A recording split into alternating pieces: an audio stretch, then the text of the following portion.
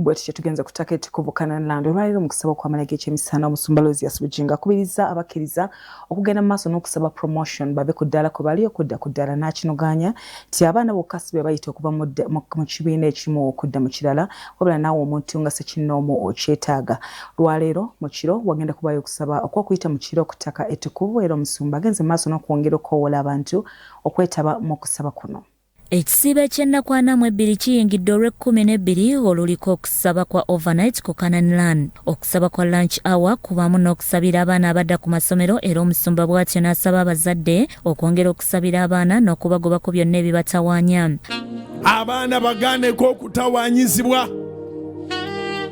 Abaana bagaaneko okubonaabona obubonyibonyi. Abaana bagaaneko omwoyo gw'okubonaabona, bagaaneko omwoyo gw'okusemba, bagaaneko omwoyo gw'okuddirira, bagaaneko omwoyo gw'okudda emabega. Gaana pulaani ez'omubi zigaane ku baana. Gaana pulaani ez'omulabe zigaane ku baana. Gaana pulaani eza setaani zigaane ku baana. Gaana pulaani eza setaani gwali mu nnyumba ateekateeka okutwalayo abaana. Gaana pulaani eza setaani ekigambo ky'Omukama akinyweza. Asabye abakkiriza bonna n'abaana okuwanika emikono basabe Katonda ssente kubanga zeetaagisa olwo Mukama alyoka akola ebinene mu bulamu bwabwe. Abaana mwimuse ebibatu byammwe musabe Mukama agabirire abazadde. Abaana mwimuse ebibatu byammwe musabe Mukama agabirire abazadde. Abaana mwimuse ebibatu byammwe musabe Mukama agabirire abazadde. Abaana mwimuse ebibatu byammwe musabe Mukama agabirire abazadde. Abazadde mwongere emikono egyo waggulu nga bamalayika ba Mukama abo basaba waliwo Mukama kyagenda okukola. Abazadde mwimuse ebibatu byammwe waggulu nga bamalayika ba Katonda omulamu abo basaba waliwo byagenda okukola Mukama. Omusumba alagudde nti si baana bokka be bagenda ku kilaasi endala wabula n'abazadde bakulinnyisibwa eddaala bw'atyo n'abalagira okwesabira bafune promotions. Saba Mukama akutwale mu kilaasi eddako. Promotion eyo obukulu obwo buva eri Katonda. Abakwerijjako abakulemesezza abatakwagaliza genda mu kilaasi eyo eddako.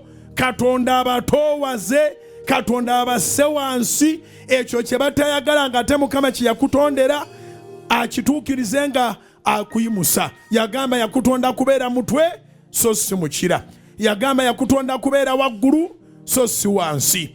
Yagamba yakutonda kuwolanga mawanga so si kwewola. Yimusa emikono mugambe taata nsaba genda waliwo bantonda okulaga.